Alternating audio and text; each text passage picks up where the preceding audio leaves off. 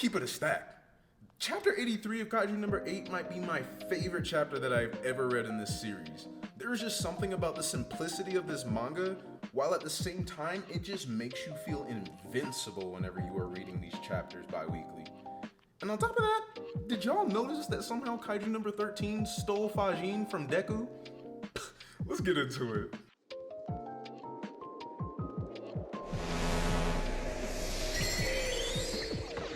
Look, we're just gonna start with the cover page for chapter 83 because Kaiju number 8 on this cover page looked insane.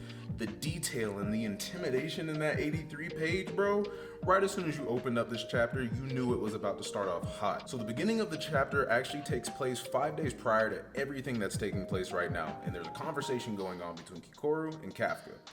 In this conversation, Kikoru basically tells Kafka, hey, no matter what happens coming up, do not come and help me. I appreciate all the times that you've come and helped me out in the past, but I'm done being rescued. So no matter how powerful the enemy I face, I will take them down on my own, and I need you to believe in me.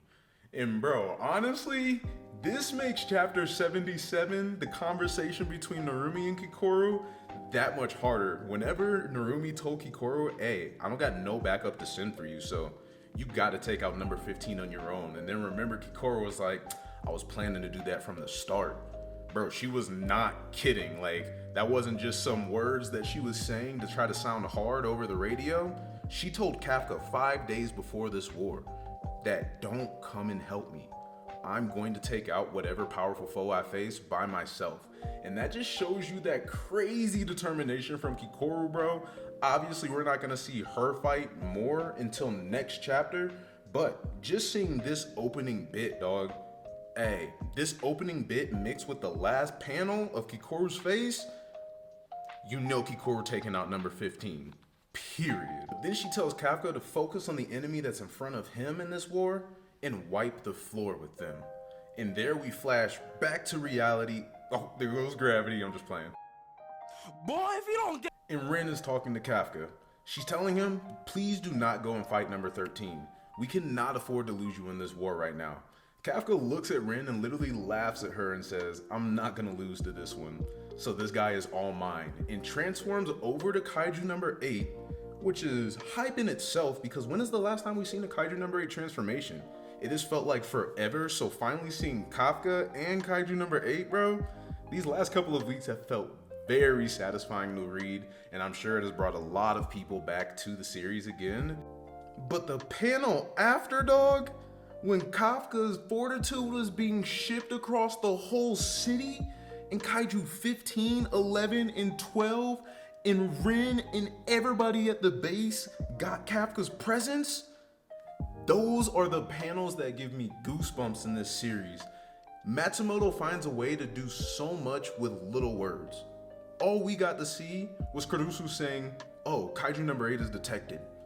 But those panels spoke volumes to Kaiju number 8's presence in that area. There was not a single living thing that did not feel Kafka unleash his fortitude. And that is just wild to me, bro. These are the moments, the simple moments in Kaiju number 8 that really made me fall in love with this series, and just one of the many reasons that I really love chapter 83. Even Itami seeing Kafka transform over to number 8 thinks to himself, hey, the original plan was to save number 8 to fight number 9, but at this point in our current situation, we just need to use Kafka to our advantage. And from here is where we just get to see how crazy and awesome it is that Kafka is transformed in every way. Kafka has embraced even the kaiju side of himself and now knows how to use those kaiju powers just a little bit more than what he could before. He says, I can detect these huge kaiju readings and I sense that that's Hoshina over at Shofu. That's Narumi over there. And this one here was Kikoru. Kafka buzzes over to Kikoru while she's still in that mental trance to break her out and says, Kikoru, I'm not coming. I believe in you.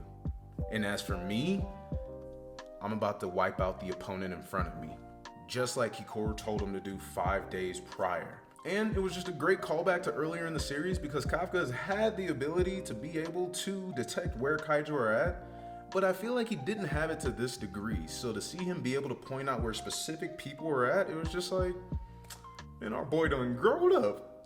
But right afterwards, bro, is where we got to a dope part in the chapter. So it almost looks like I wasn't kidding in the beginning of this video. Kaiju number 13 basically has Deku's quirk Fajin. He can basically store energy / muscle mass by almost moving in place. So the more that he was pumping his legs, his quads and hammies and calves just swelled up and got huge. And he got down in that sprinter stance and his fortitude crept all the way up to a 9.2 fortitude output percentage. On top of that, that panel that he drew, bro, that panel of that menacing smile from number 13, whenever 13 realized that it was about to fight Kafka one-on-one. Had 13 known how strong Kafka was, I'm sure that bro wouldn't have been smiling like that. From there, Kaiju number 13 takes off full sprint at Kafka to punch him with everything that it's got. Kafka does not move from the spot that he is in and stops 13's punch with one hand and then proceeds to one-shot a 9.2 Dai Kaiju in the chest. And bro, there were just so many crazy parts about this panel. I think, not even just the panel, there's this whole interaction. I think my favorite part about the panel of seeing Kafka punch number 13 was the comparison for me in my head of the first time that Isao was fighting Kafka compared to this panel of Kafka fighting number 13. And I was like sitting down to myself thinking like, Isao, you seeing this, bro? This is your prodigy. Because Kafka has the exact same stance that Isao had punching him, and number 13 has the exact same reaction that Kafka had the first time that he got hit with that squadron style punch. This was an awesome parallel and callback to, once again, earlier in the series, bro. Panels like this make a series feel cohesive. It's like one of those things where when you're deeply entrenched in the series, if you know, you know. Not everybody might remember that moment, but it happened and it was a dope callback. And then the other part that I loved about this is also the fact that number 13 punched our girl Rin through the bottom of the underpass or overpass, and Kafka knocked 13 right back up where he punched Rin through. So it was like, on so many fronts, Matsumoto was saying like, look at how we are winning right now, bro. Isao is still living on with us. Could you try again? Shut up! Before I was so rudely interrupted by Siri, I was about to say that Isao is still living with us through the will of others that are serving in the defense force. As well as Matsumoto is also showing that we're winning in a literal yet metaphorical type of way, where when you get knocked down, aka Rin getting knocked down through the underpass, you always gotta rise back up and fight against it. AKA Kafka coming in and knocking number 13 right back to where we got knocked down at. That was a dope way to show number 13 getting one-shotted, to show all the squadron style training that Kafka's been doing, and this is just the beginning for Kafka. I only got to imagine that didn't take too much effort from bro, because it really didn't look like it. And right afterwards, number 15 looks over and says, so number 8 is on another level after all. We're supposed to join forces and eliminate him. I need to hurry and finish off Kikoru so that I can join up with the others. And as number 15 turns around to try to take out Kikoru's already waking up and snapped out of that trance from Kafka. Because she needed that support, dog. She needs affirmation, right? She's been wanting that affirmation from her parents. But like we said a few chapter reviews ago, there's other people that can give that affirmation to Kikoru.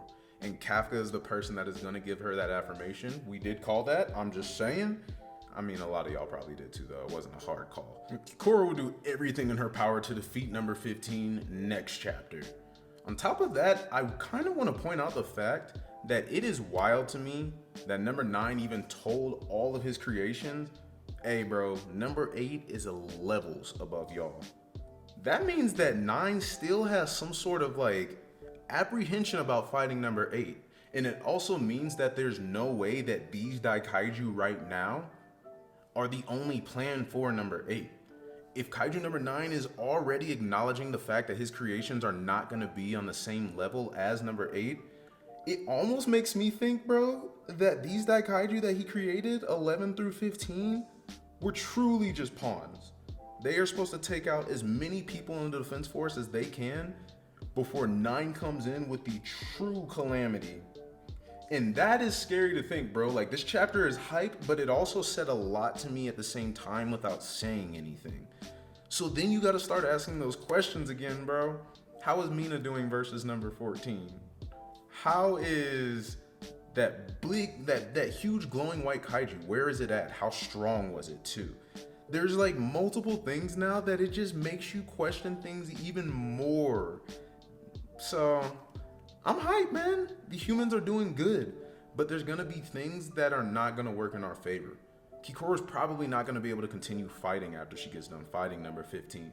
That is one of our strongest members in the defense force that is rendered incapacitated. Who knows how Hoshina's gonna be looking after his fight? Who knows how Narumi's gonna be looking after his? Or what if anybody in the defense force that is one of our strongest members passes away?